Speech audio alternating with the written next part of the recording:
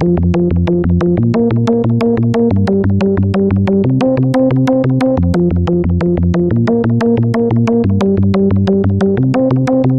and welcome to another edition of the Coach and Benway podcast. This is going to be the problematic and uncomfortable episode because Dr. Benway has something on his mind, and it just bothers him because it's extremely problematic.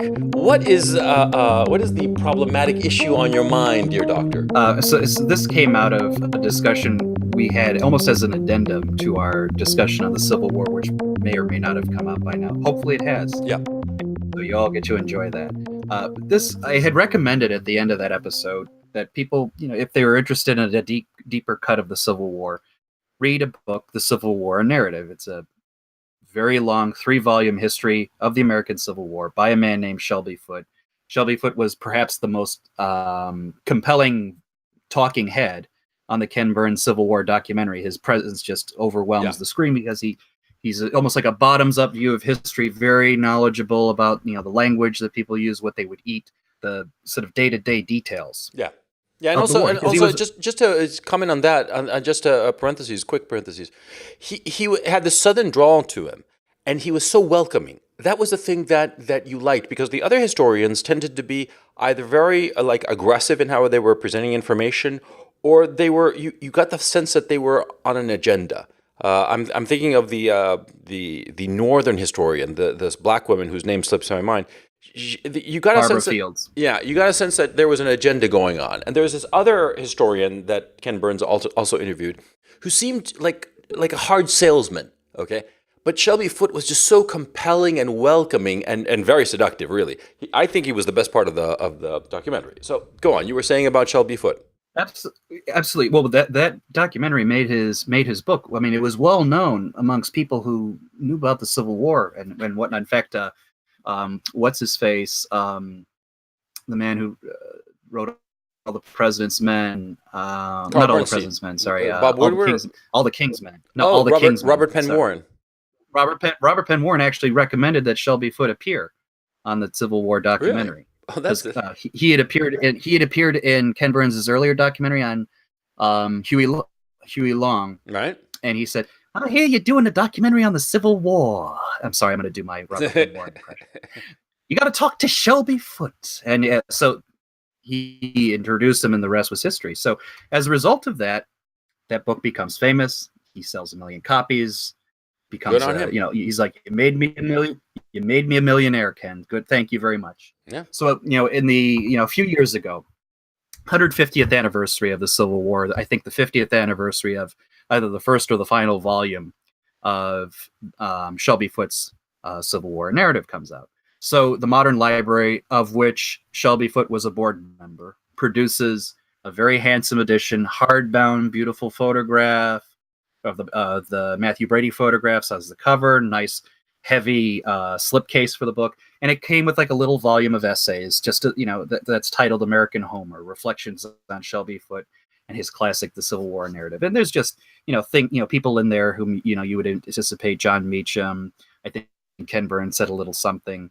As I'm going through the list, I see an essay, Foote and the Problem of Race by Michael Eric Dyson. Oh, God. Now, those of you probably remember Michael Eric Dyson recently as the guy who just lambasted Jordan Peterson, called him an angry white man, and really got under Jordan Peterson's skin. Yeah. And this is how Michael Eric Dyson's essay starts in a volume that's very, very collectorsy, meant to really honor Shelby Foote. This is how he starts his essay. Let's be honest. Shelby Foote's view that Lincoln interjected slavery as an issue into the Civil War to gain tactical advantage over the South is just too close for comfort to the idea that all that bloodshed was more about states' rights than whether we should continue to shackle black humanity. Foote's Civil War trilogy unabashedly tilted toward the Confederacy can be read as a monumental brief in behalf of the Southern view of the late unpleasantness, which is basically the equivalent of this big hairy black guy with his slimy ass taking a few pages of Civil War narrative, wiping it on his ass, and then handing it back to you and said, "Enjoy." Yeah. And I've seen this a lot of times now. A lot of times. Yeah. Sorry, go ahead. No. Please go ahead. You're on a roll. I want to get out of the way. Yes. So I mean, and I've and this is in particular. So those of you who may have paid attention by now, I am a book collector. I'm a movie collector. Movie collecting now is much of a very much a niche market to a certain extent. Uh, you get handsome Criterion style editions, usually high quality transfers of the film, new scans, a lot of liner notes, extra material. It's to improve your enjoyment of the film, because they figured, hey, most people who are watching shit just stream it. Those who buy it, are going to pay a little extra for a little extra something. You're catering to people who respect the movie well enough to want to spend the extra money. And I'm seeing even in liner notes of movies that are just not even have a history of troublesomeness. Just will have people casually say, "Oh, there's a problematic attitude toward women in this film." Like there's a film that I'm sure most people don't know about, but I do. It's called Vigil, and it's by a gentleman. The Vincent Ward. He's a New Zealand filmmaker. It got more notoriety before Peter Jackson kind of took over New Zealand filmmaking. Mm-hmm. And Vincent Ward was, sort of like a guy who was very religious in a certain way. I think he was brought up Catholic, even though he's half Catholic, half Jewish. But one of his other movies that people probably remembered is like The Navigator, A Medieval Journey, which is basically you had some people from the medieval period of England during the Black Plague mystically somehow dig a hole through the earth, and they come out through modern New Zealand, and they feel they're on a quest. They have to go to the greatest church in the city they could find, and have a big cross as an offering to God. It's a very exotic, very interesting movie from the late 80s.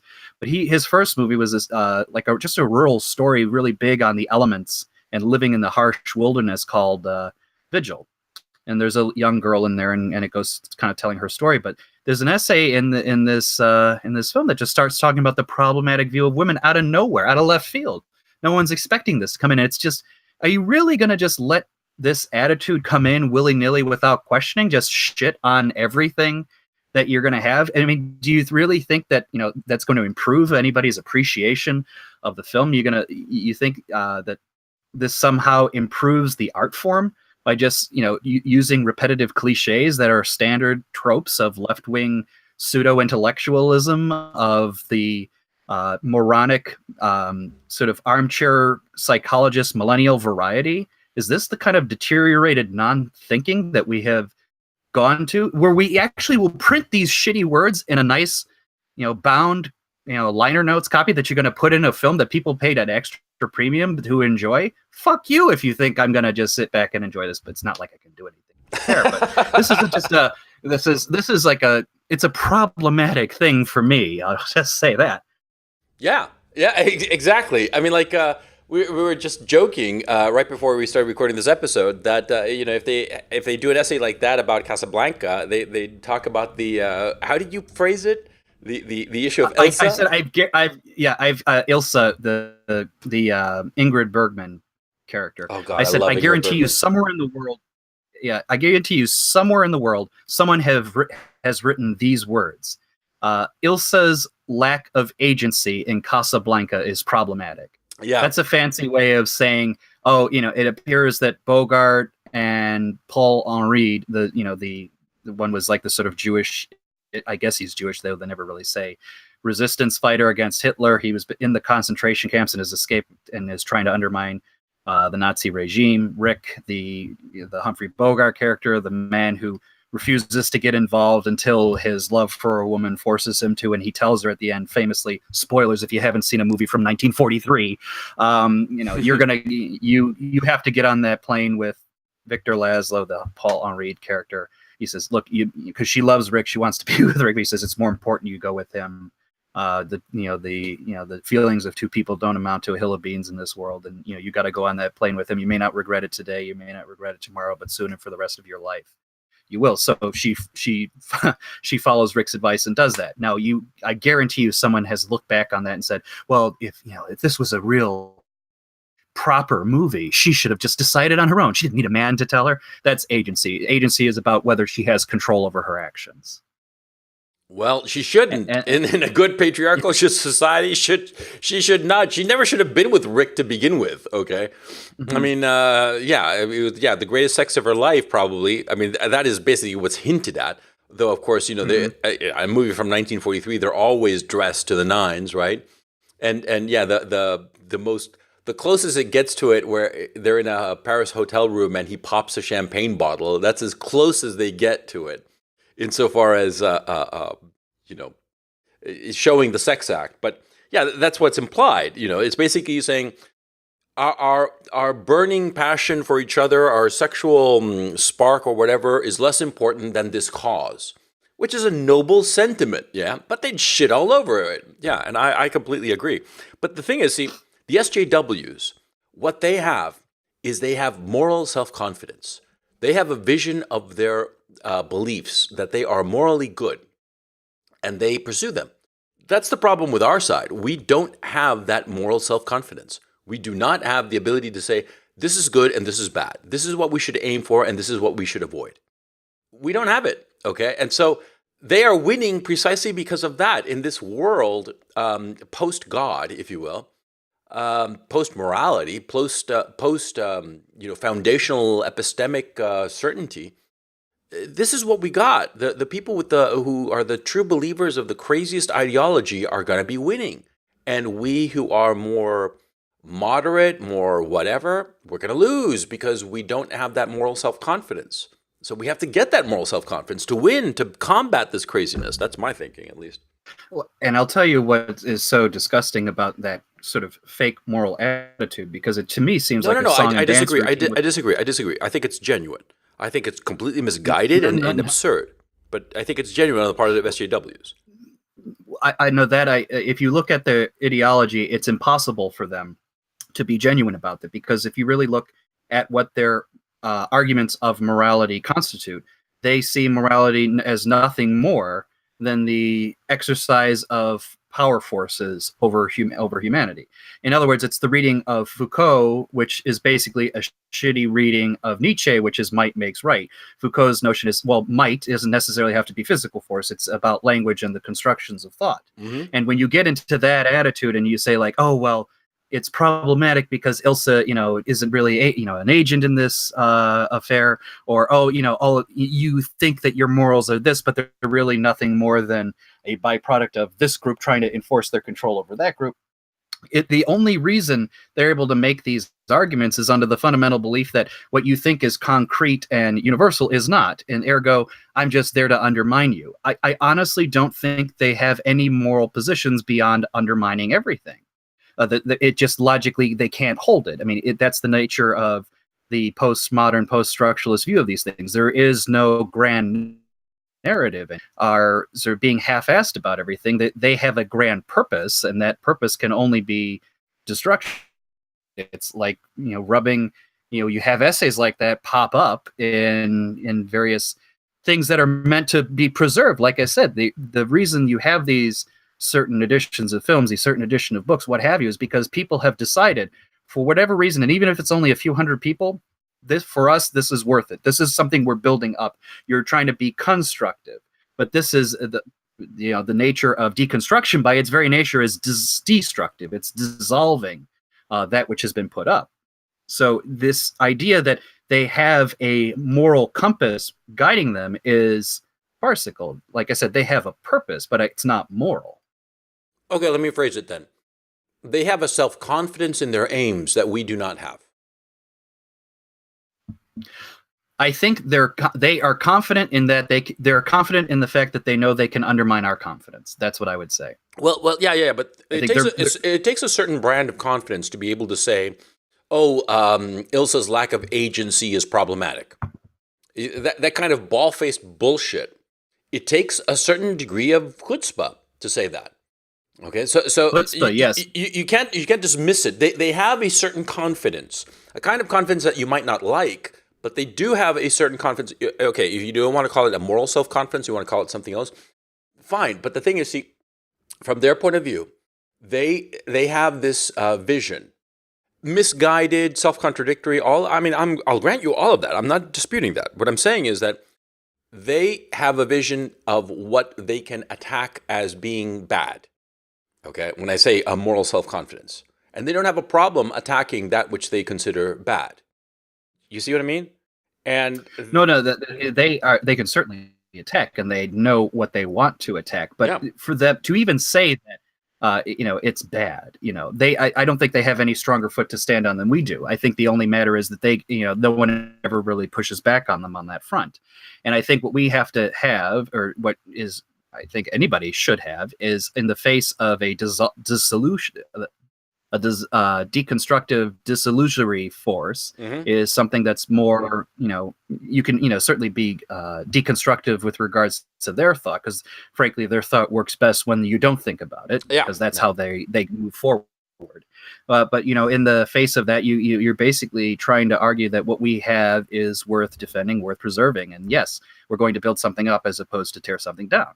And this is somewhat related to a conversation we kind of had earlier when I said positive politics always are going to trump negative politics. In other words, if you have a prescriptive program of what you're trying to construct, what you're trying to build, you're going to do better than the old traditional conservative view, which is to say, I stand athwart history. Yeah, exactly. That's like saying I stand in front of a bus. Yeah, I stand against the tides. The bus is going to win. Yes, exactly.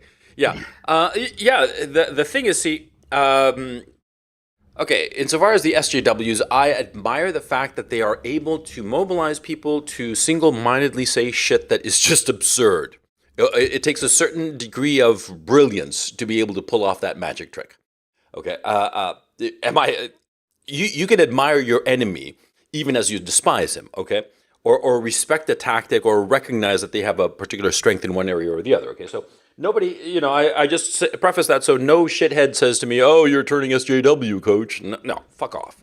But what I want to know how we can get that for our side, that kind of moral absolutism of saying, this is fucking wrong. This is problematic. We should fight it. See, because that's what they do. They get their acolytes to fight the problematic issue. Fight the problematic issue, go against it, claim that poor Ilsa is problematic because she lacks agency with a straight face. Okay, we have to have a set of prescriptions that can not only fight that, but impose our own standards of morality. And I think that that's the problem. On the conservative side, we don't have the confidence to say, this is what we consider good and this is what we consider bad. Okay, we're only reacting willy-nilly and rather half-assed and ad hoc to what the left is doing. But the left is systematically, labeling everything that we like problematic and just, trying to shit all over everything that we hold dear as a culture, including, the basic ideals of Western civilization, which I find just problematic, deeply, deeply problematic, and something that we have to fix. Which they are victorious and continue to be, is the degree of fundamentally absorbed the general assessment of the 20th going into the 21st century, which was precisely that variety of things above and beyond, SJWism itself. So the SJW culture, or preceding that PC group, they're products of post-structuralism and deconstruction, what have you, which was an intellectual tradition that kind of came up in the 50s and 70s with guys like Foucault, Claude Lévi-Strauss, Lacan, Jacques Derrida, a few other. Lacan was still a Catholic, so yes, he's lumped in that group. But you could include him, I suppose. But all of this doesn't exist in and of a vacuum, right? I mean, you have to look back throughout the 20th century, going into the 19th century, which was a period. Several events have occurred which zap people of the confidence of the society. I mean, things that we've already kind of talked about already. World War I, for example, you lost the confidence of empire, the confidence of what is a man's place in a society and culture. The idea of an outsider or someone ill at ease in the skin around him, the very ill at ease with the very identity as such, comes in. And World War II is the continuation of that. And you add in the failures of communism as well. But that's also, as awful as you want to say what communism is, that was also a dig in the knife, or a knife dig into notions of grand narratives meaning something. Because let's be brutally honest, the communists had a grand narrative of what was going on. They said revolution was going to come and we were going to free people. Yeah. When the Soviet Union failed and died like nobody's business without anybody even having a time to cry over it, that group, that left-wing group, also said, hey, fuck, we don't even have a grand narrative anymore. I don't even have confidence in revolution. Some still do, but they're dumb. Yeah. That you combine all these things together, and nobody is really comfortable enough to say, I believe if I make this assertion about what people are and should believe in and what they should do, I know, there's going to be, attacks left, right, and center. And I don't even know that I'm that confident because I've seen so many grand narratives fail. And this stuff gets manifested even in the littlest of dialogues. And I'll give you an example. Like, I won't name names, but there are certain YouTubers that I've seen in their various videos, and people will make an argument. And ordinarily, if you had confidence in the argument, just like in the traditional sense, you say, this is the argument, these are the 5 points, boom, boom, boom, boom, boom. Other people, and this is the videos I've noticed, where people will make a claim, but then they'll caveat it 6 different ways, and they feel so uncomfortable. Like, yes, I under this condition, maybe not, but yeah, my still point is this. Like, you've killed it. That's a manifestation of a lack of grand confidence. Maybe they still believe in the central argument of their video, but that kind of caveating bullshit, that idea like, oh, here's 50,000 footnotes to, confirm something. It's moral weakness. I've seen it. You can hear it in their voice. It's like Slavoj Žižek used to joke that you couldn't ask a postmodernist, you couldn't like fill a glass with water, put it in front of them and said, say that that's a glass of water. They said, if we accept the notion of a, subject and object relationship of the word to, the signifier, and with accepting of all of these political constructs of the language usage and whatnot, then we could perhaps be willing to make the claim that this object can be described as, with the signifier, a glass of water. You know what I mean? Yeah. That kind of thinking. Yeah. I've seen it, variations on it, maybe not to that extreme, but I've seen it in people. Yeah. People I know. Yeah. And it's not. I blew my wad. No. I mean, there's nothing particularly comforting. Let me get a box of tissue, please. Anyway. No, I can understand. I mean, you're right. The postmodernists, yeah, they you put a glass of water in front of them and they won't be able to define it. Okay, they won't even be able to tell you the truth falsehood value of it because on every level, epistemic, moral, they are completely uncertain and they are self-consciously skeptical in a destructive way. But okay, how can I put it? Okay, I'll dial it back. In my conception of intellectual history of the 20th and 21st century, of where we find ourselves today, my thinking is as follows: that during the 50s and 60s, we decided, for various reasons, that we wanted a more flexible moral compass. Various factions in our democratic societies wanted to be able to do things that were objectively immoral, such as the Vietnam War on the part of the authorities, because they were all clamoring for it. And there are other things that happened during the 50s. For instance, the Eisenhower's interference in Iran, in the Iranian elections, and deposing the prime minister and other things. And on the social level, there were a lot of people with the advent of the birth control pill that wanted to have sexual license because they perceived it as a gateway to having sexual license. The beats, a lot of the intellectuals were going towards this vision of pure hedonism for the sake of hedonism. Now, to enjoy such a life, you need to have a flexible morality. So how do you have a flexible morality? Well, you start undermining epistemic certainty. That is, the belief that you can ever really know something to be true or false. You start to undermine that very notion. And by the way, isn't it interesting that right at that time, Paul Guerrier came out with his famous essay about what it is to know something. and completely undermine it by redefining epistemology in a way that has completely dominated philosophy for the last 50 years, which is not necessarily an accurate representation of what it is to know something, the notion of justified true belief. But by redefining morality and by redefining what it is to know, you open the trapdoor to total skepticism, total relativism, and that way you can get away with anything.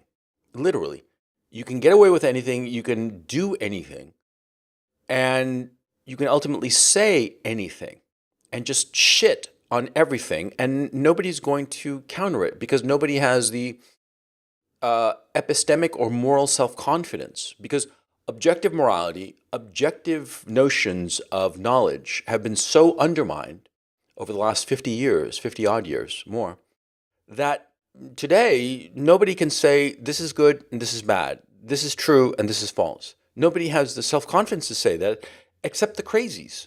The crazies who follow this, the SJW nonsense. They're the only ones who are crazy enough to have that confidence, because the crazy man is the one who's completely sure of his vision of reality, and if nobody else is around with the self-confidence to challenge them, that insane vision of reality becomes the accepted norm. And I think that that's what's happening to our society, that the crazies are imposing their vision of reality, and everybody else is too shy and too afraid and too insecure to say, no, this is fucking wrong. You see what I'm saying? Well, what's interesting about that is you've revealed the fundamental paradox of the society, which is, in theory, you're trying to create a situation where, or whether you're trying to or not, it is the net product where this logic, in theory, should say everything is permissible under these conditions. But the truth of the matter is, we live in a society, and you kind of feel it, at least our side feels it, of utter, with lack of confidence, utter inaction. No one can actually make a definitive claim about anything. And in such a world, it's almost as if nothing is permitted. We couldn't even say confidently, like, you should diet this way versus that way, because you already are loaded with notions of, oh, we don't want to make any assertive sense of power or what have you. And it's curious to me, then in this situation where, in a world where you try to be perfectly free, you feel so utterly not free or useless or unassertive. It's kind of the opposite of the Dostoevsky notion, which was described in the brothers Karamazov, which one of the brothers said, if God is dead, then everything is permitted. Well, actually, God is dead and almost nothing is permitted. And that nothing being any sort of assertive desire to lead a life one way or the other. It's just utter blah.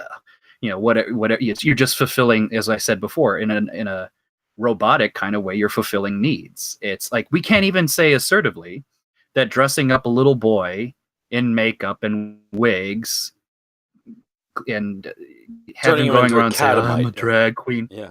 Yeah, I'm a drag queen and I enjoy it. Yeah. It's like, no, you can't even assertively say that's disgusting, even though it objectively is. Yeah. Like, what was that video? I don't know what was the name of the recent drag kid, but it was the one where he has the bright yellow hair, and it clearly looks like this kid's doped up. I mean, I swear to God, when I saw the photo, Lactatia. Yeah. When I looked at that picture, I said, that kid's on drugs, up on something, and it's not his choice. Someone was forcing shit on him so he could play. He had this little play up toy, and that's kind of where we're at.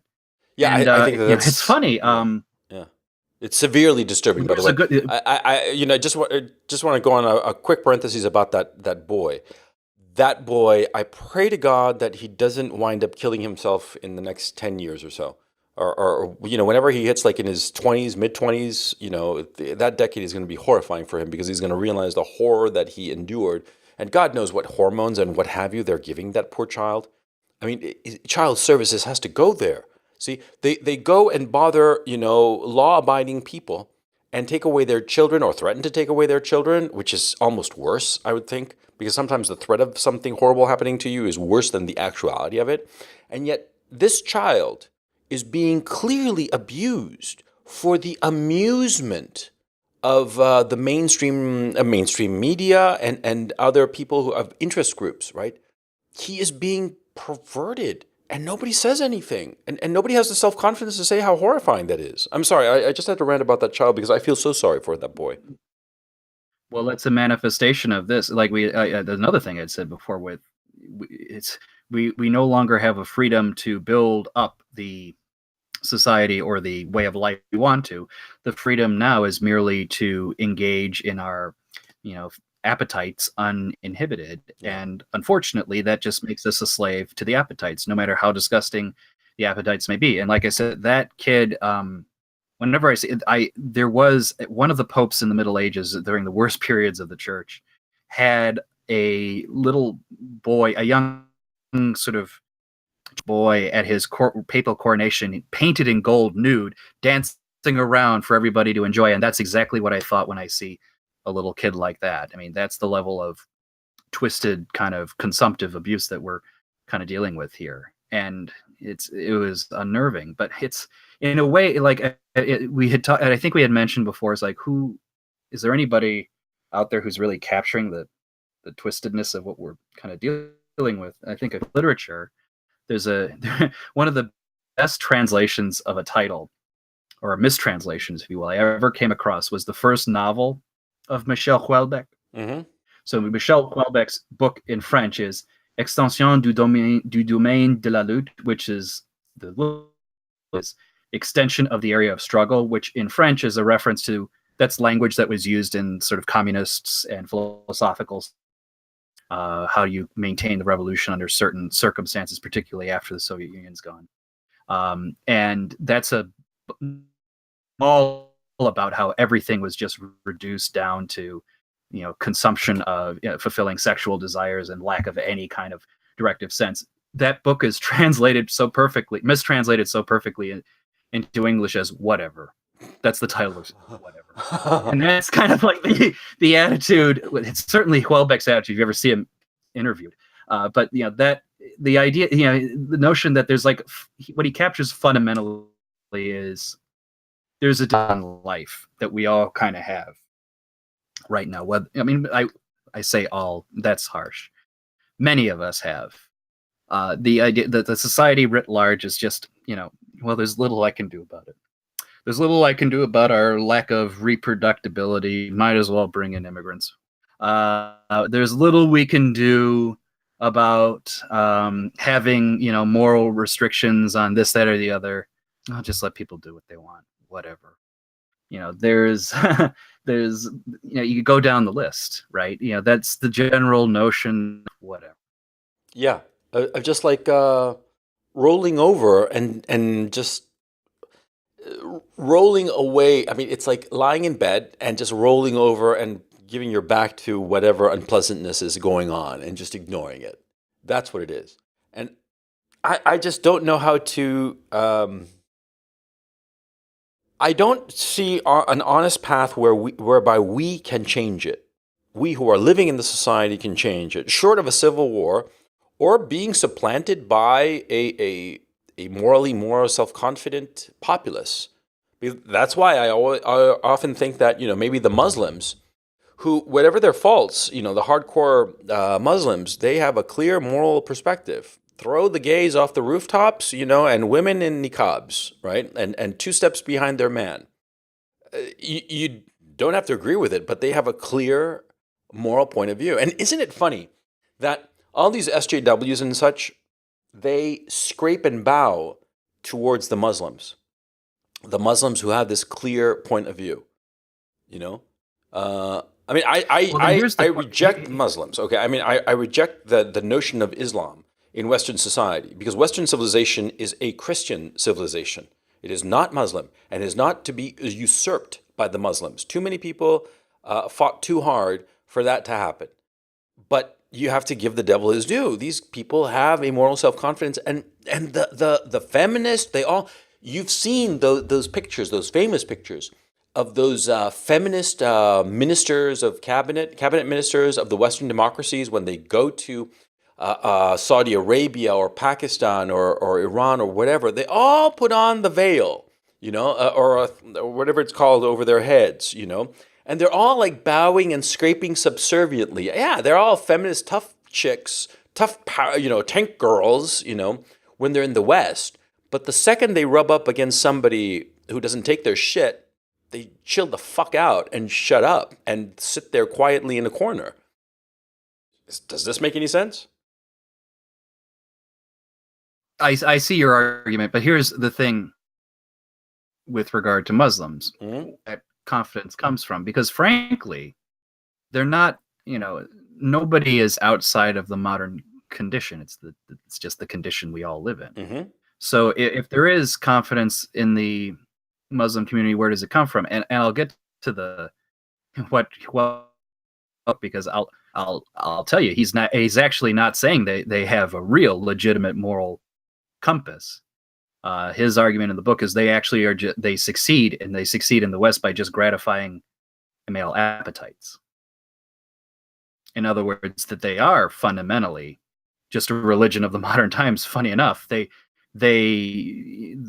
succeed, at least for the males are concerned, by saying these women become your property and they'll shut up and they'll listen to you and you can ignore everything else. But that's what we promise, just moral appetites, because in submission, they try to go through the Catholic monasterial way of life, right, one that actually is built around a sort of sublime relationship with God, something above and beyond your appetites, and he can't deal with it. He's frustrated. He's like, I can't even have a fucking cigarette, and he just can't deal, and he just runs away. He becomes a Muslim because Muslims promising me pussy. At the end of the day, that's all it is. You're thinking basically that Islam is more attractive, perhaps, to the West, precisely because it is taking on hedonism and actually, doing the whole patriarchy thing that the feminists are constantly critiquing. That they're going whole hog on that, and that's why they would be more effective? Fundamentally, I think so. I think he postulates, and I tend to agree with him, that a lot of what the religion offers at the end of the day is just fulfillment of appetites, and the only thing they do that comes close to confidence is just choosing to ignore women at the end of the day, which isn't to say they just says, I won't even listen to this creature who's careening to me. I do believe that. Go ahead. Sorry.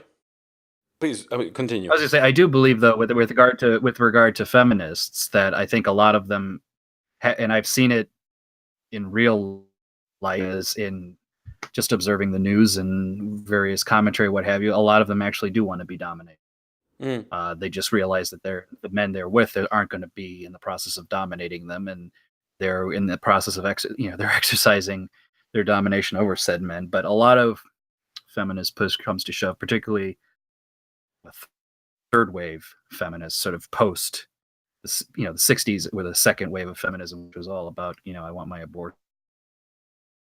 and make a lot of money. The latest wave of feminists are just looking for excuses to have someone else dominate. Whether they're there's something that I have to say about feminists is that for all the education and PhDs and what have you, bottom line, they don't have anything interesting to say. And so now my attitude usually when I'm dealing with a woman is just shut the fuck up, because you're not going to tell me anything interesting, anything thought-provoking, anything that advances anything.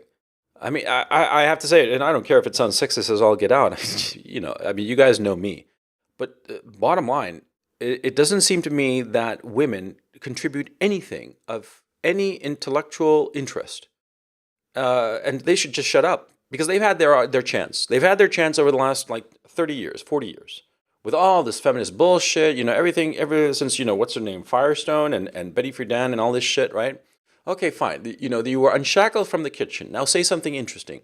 And bottom line, they have not said anything interesting. None of their art is particularly interesting. Can you name me one female writer over the last 40, 50 years who has written any kind of fiction that you would say, wow, this is worthwhile? One, please. I'm waiting. Two.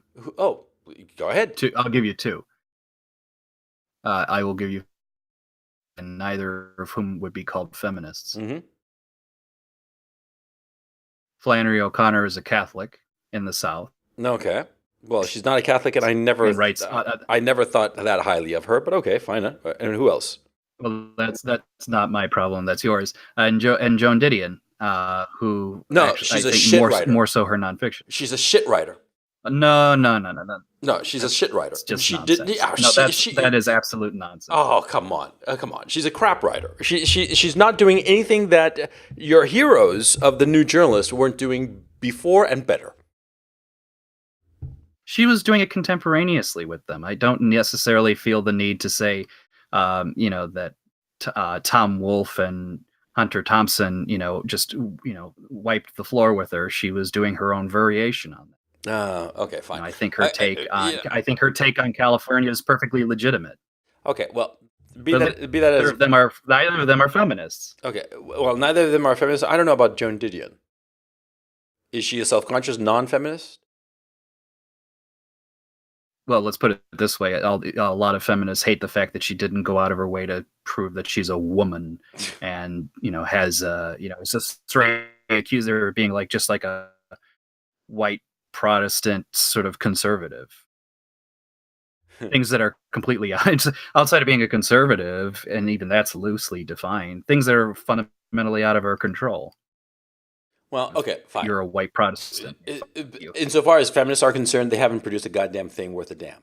I mean, it's just been all sound and fury signifying nothing, right? And we can certainly agree on that score at least. I mean, because you're naming me Flannery O'Connor, who certainly was not a feminist, and Joan Didion, who is a quote unquote problematic to the feminists. Is that how we want to label her? But the feminists, yeah, sure, why not? Yeah, the feminists didn't produce a goddamn thing. So right now, whenever. To tell you the honest truth, whenever a woman has any kind of opinion at this point, I just want her to just get through whatever she has to say, and so I can listen to the guy, because the women aren't saying anything interesting.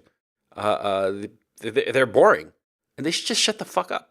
Really, I mean, it sounds sexist and this and that, whatever. It's not that I hate them or fear them or am intimidated by them. I'm bored by them. I don't think that they are interesting. And aside from on a sexual level, they're not interesting. And maybe the Muslims have something that maybe if you just put them in a niqab and put them in the corner, then you realize that at the end of the day, once you strip them of their sexual value, they're of no interest whatsoever.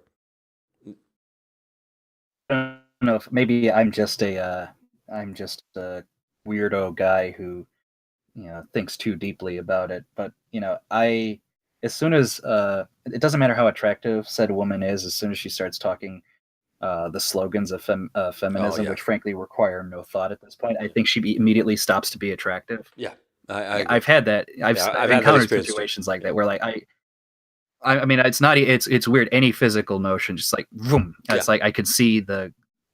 It's almost as if the witch revealed the warts underneath herself, exactly, before her skin melted away. Exactly, and that's the thing. Yeah, what's interesting about the situation, be it feminism, and I think feminism these days, more often than not, is a manifestation of a broader issue, which is what we've been talking about. That's fundamentally deconstructive attitudes towards things, but it's just repetitive sloganeering. Yeah. Anita Sarkeesian says nothing that isn't predictable 5 minutes before you even watch the video. Yeah.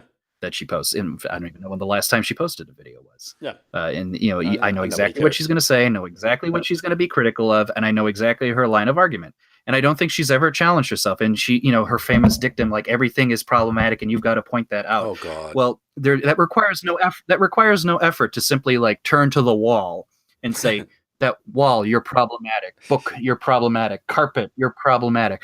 I mean, that's literally all it is. And you can just repeat the same 2 or 3 talking points, and you'll know exactly what's being said. That's non-thought, and it in and of itself is a lack of confidence too.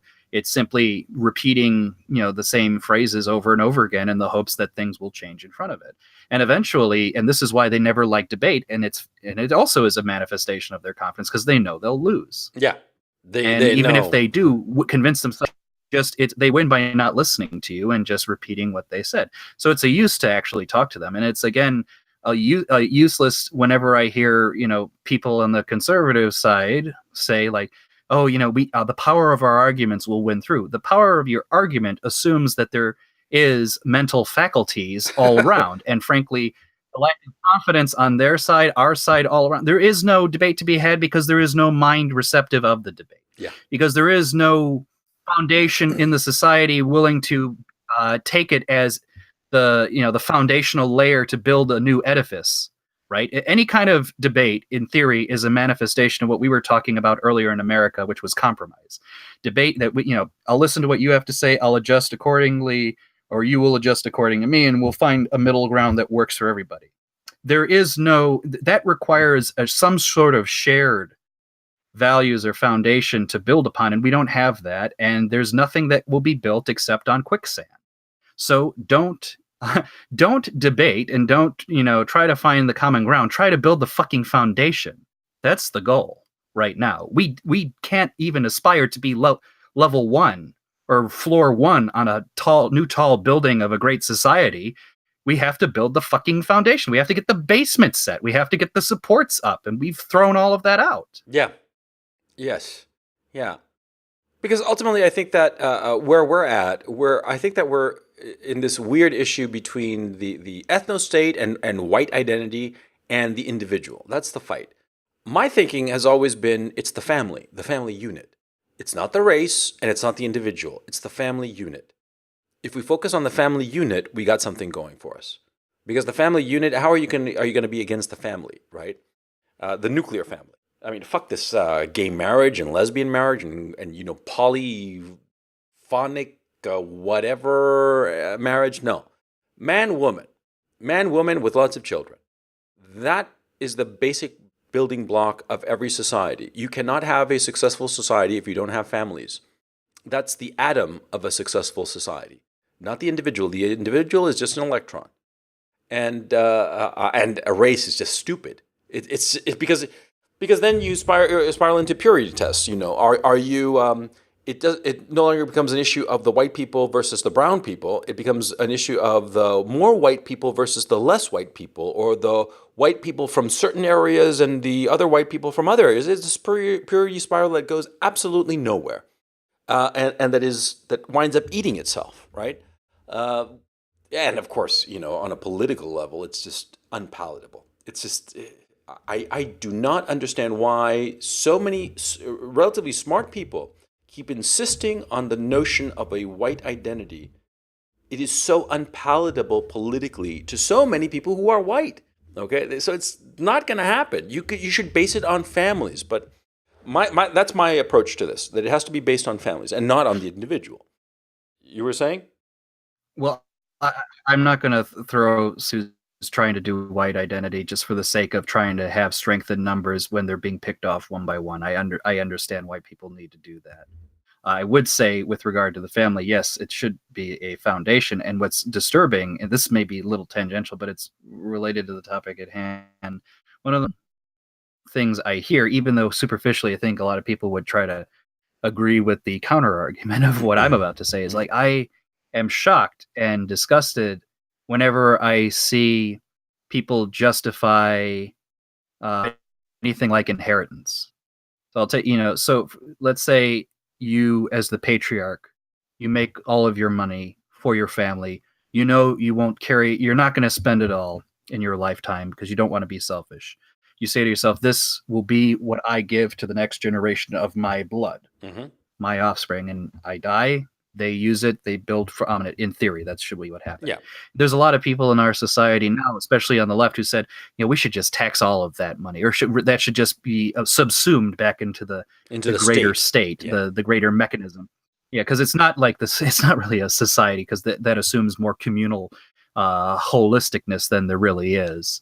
They're just, you shouldn't, your family didn't earn any of that, and we're going to take it away, and you barely earned it yourself. You didn't build that. Yeah, exactly. I was going to say that. And there are a lot of sort of policies or attitudes with regard to the family that have been eroding away at that for a long time. Arguably, abortion is one. No fault divorce is certainly another. I'd say that's probably even worse. Because that just says there's no risk in a marriage anyway. You can negate it in 5 seconds if you so choose.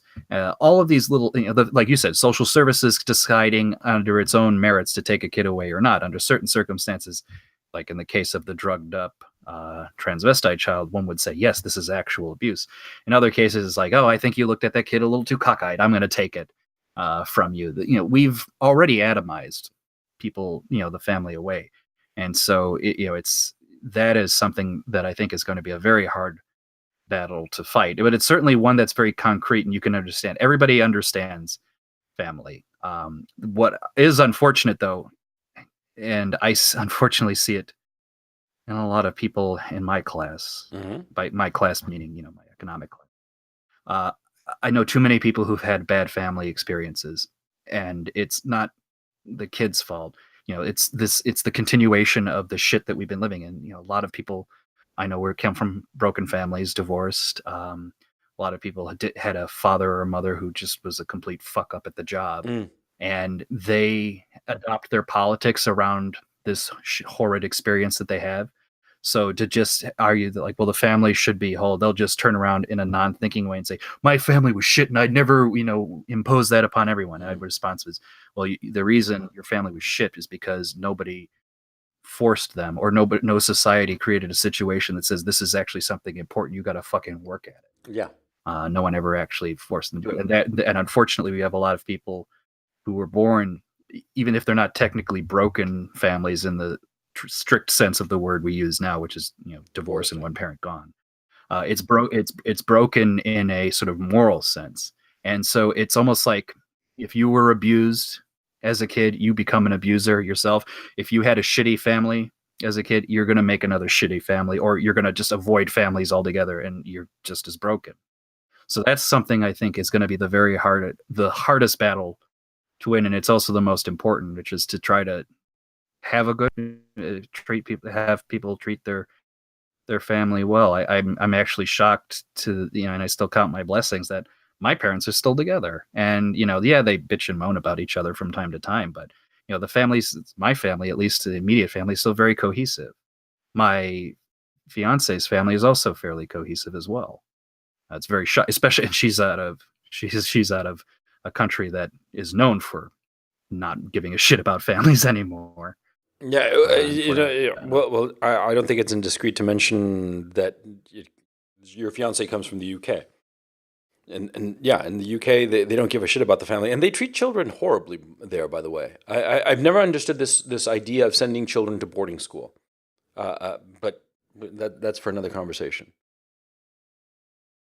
Yeah, as soon as you said it's for another conversation, I was going to say another of the flavor of kids I know who wound up being kind of fucked up morally are kids who generally did go to boarding school, or kids who didn't know the intimate touch of a mother.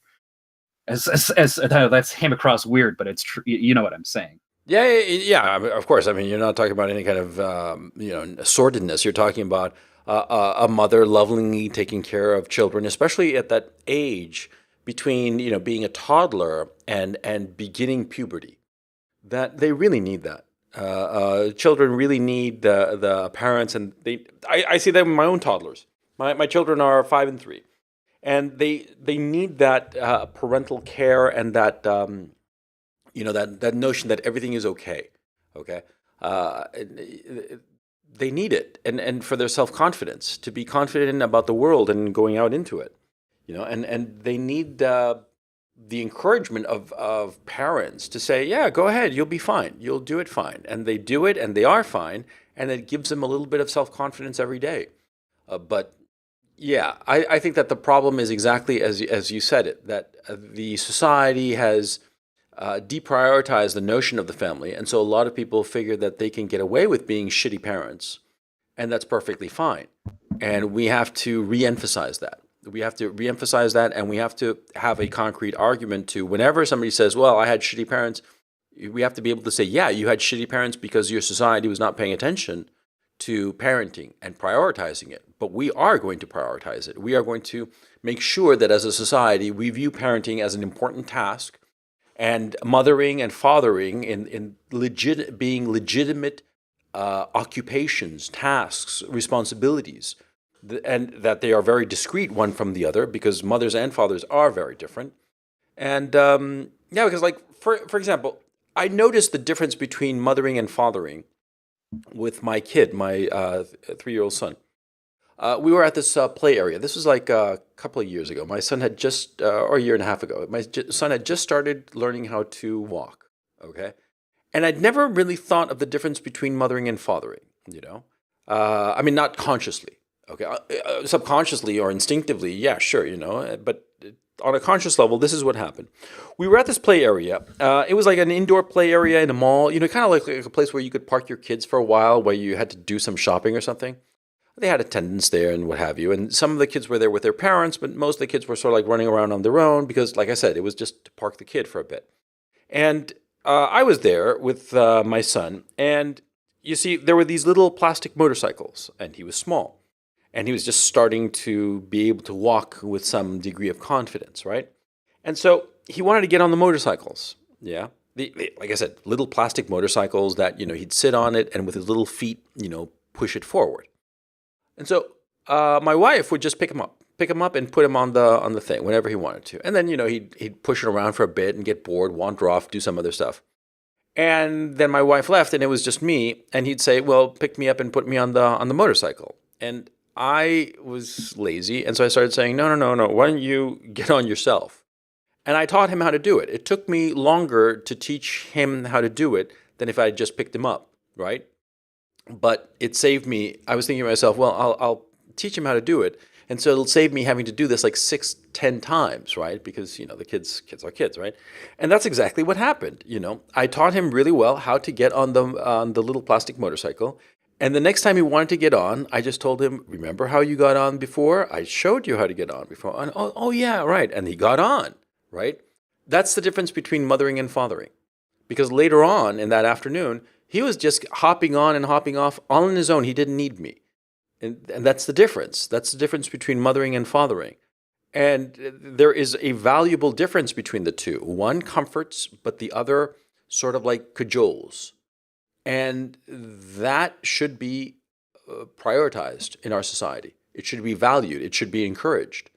But we don't have that. We have just mothering, actually. The consumer society almost demands that we mother everybody and cater to everybody and pander to everybody. I went off on a tangent. Sorry about that. Well, two questions to that, both related. Sure. The first would be, what is the ideal process how would we reinforce the importance of the family? Number one, what's the best way of doing it? Number two, what role should the created person do to promote that? And I'm specifically meaning, look, we've got people who listen to this channel, and there are people in our community who make YouTube videos or do whatever. How can people who listen to us, or people who do the things that we do, how can they do something to help prioritize the family, and how would they do it? Because I think I know exactly how. I know exactly how. Paid maternity leave, and like, okay, in Chile, it's sort of excessive. It's 6 months after the child is born. The mother gets, I think it's 2 months before birth, and then 6 months after birth, full salary.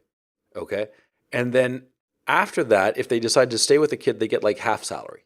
Okay, so couch paid maternity leave as excessive as that, as a thing that, oh, you hate mothers if you're against it, right? So nobody is. So politically, it's bulletproof, right? So insist on paid maternity leave along those lines of, like, say, 6 months after birth, 2 months before birth, and 6 months after birth, full salary, and an additional 6 months after that, half salary, if the mother so chooses. So she can just take care of the kid, and the company, okay, mind you, pays for it. Okay, and now nobody is going to be able to argue against it. But what would be the advantage of that? See, first of all, the mother would actually take care of the kid. Number two, it would deprioritize corporations hiring women, now wouldn't it? And people would argue it. But how are you going to argue against, the welfare of the mother and the child, the mother and child? You see how beautiful it would be. So it would deprioritize companies hiring women. And it would start to re-emphasize the notion of of the man going out and earning the living and the mother taking care of the kids. I don't think any woman on the face of this earth would be against a policy of paid maternity leave like that, okay?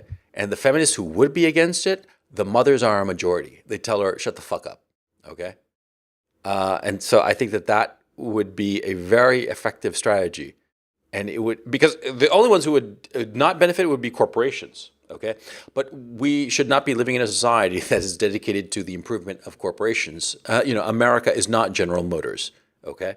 What's good for America is not necessarily good for General Motors. And so we shouldn't view corporations as an end in themselves. They're just a means to an end. And if the corporations become an impediment to having a better society, fuck them. That's what I say, right? So paid maternity leave, that would be one. Number two, I would be in favor of some kind of gross income tax favoritism towards families with children. Okay? Families with children, with biological children, or make it so that they couldn't get some random nephew to be their quote unquote child to benefit, but like people with actual children would get like 0% income tax. The cost would be trivial to the state, okay? Because the federal government gets most of its tax revenue from other sources, not necessarily the individual, okay? And certainly individuals with families, the percentage loss insofar as income tax revenue would not be something so noticeable, right? Because right now we have stuff like, child tax credit. I'm like, fuck that. Fuck half measures. Go for broke. Go. Everybody with a kid, zero taxes, okay? How do you fight that? Okay. And, have some economists crunch the numbers. And even if the numbers aren't that favorable, it would still be worth it on a societal level. Okay. Emphasize having children. And also something else. And I know men's rights activists would like have a hissy fit if they heard me. But really, really crack down on single deadbeat dads, but also crack down on single mothers, okay?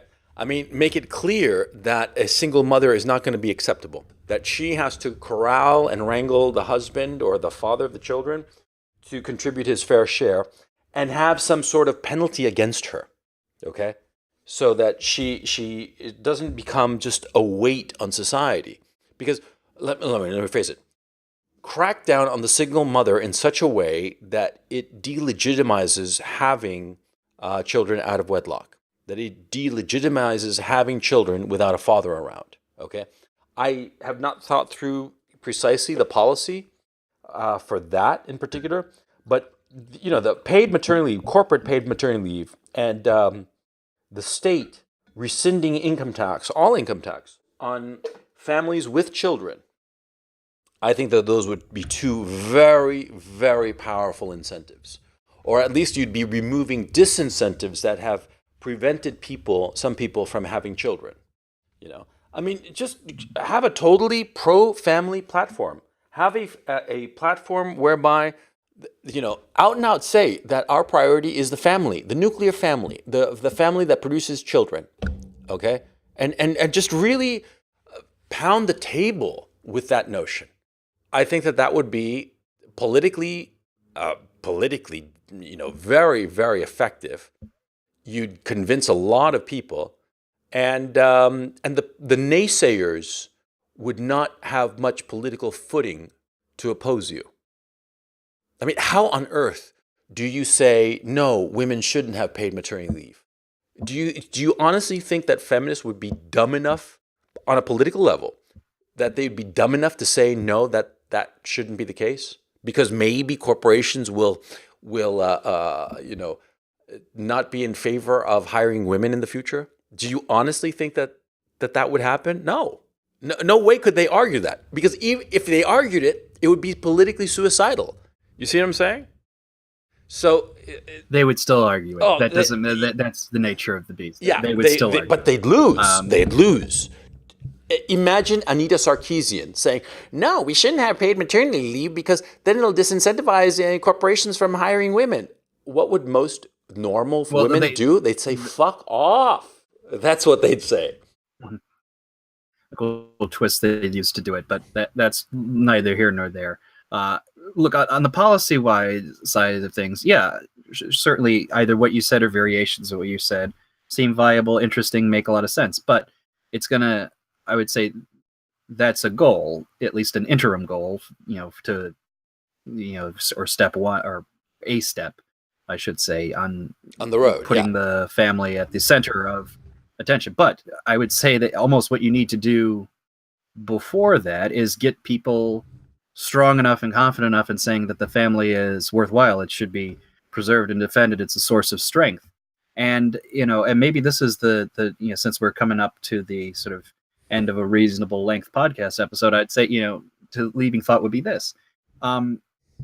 Whether you have to make it or you can promote it, think about or find some sort of book, some sort of piece of art, what have you, film, TV, I don't know, I don't care, where they actually put it as a source of strength and happiness and health, or even if humor, some sort of like, this is actually worthwhile having, and, just share it around, make people appreciate that. I mean, I can't tell you how many fucking stories I've seen where they just show the family as this god-awfully disgusting thing that you want to escape. And I would even in banal old movies like, Vacation, National Lampoon's Vacation. Yeah, they're as fucking crazy as Chevy Chase is, he's there for his family. Yeah. And he's going to fucking deliver.